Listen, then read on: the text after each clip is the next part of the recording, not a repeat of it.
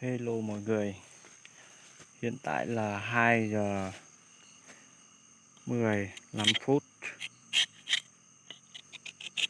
ngày 26 tháng 8 hả? Hay tháng 7 quên. Đây này, công việc.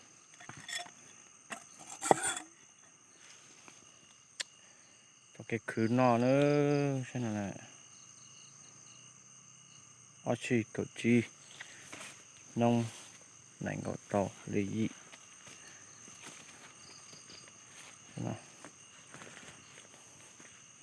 Tôi một con đồng già nữa. Xem nào. Ôn đã tê thì chỉ tao cuộn ta. Úp bị tê. Của bù tón. Xem nào. Xe của cuộn lên chị này.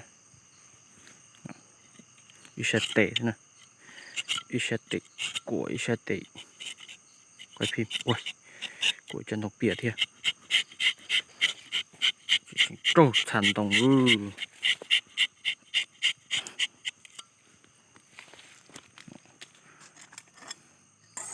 Đó. Chú là đó. Nói là lần đó vào nữa.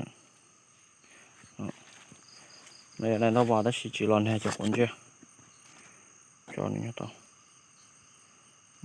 Thế toàn từ đó. Từ đó lên. Tự có kênh.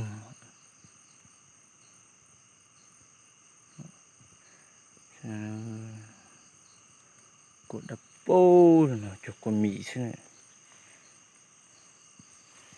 Cái cứ no này, nhiều thịt tiền nữa. Đây là mò cá mò corona gì.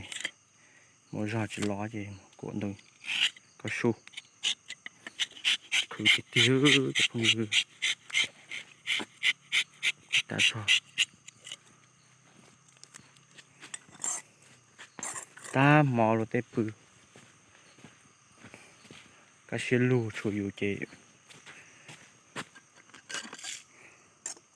Một cuộn đồng kịch khổ khổ.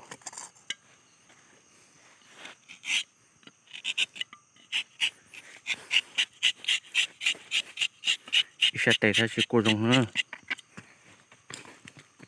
Nhưng cuộn đồng già là chỉ trôi không tuôn. Chỉ trôi không tuôn.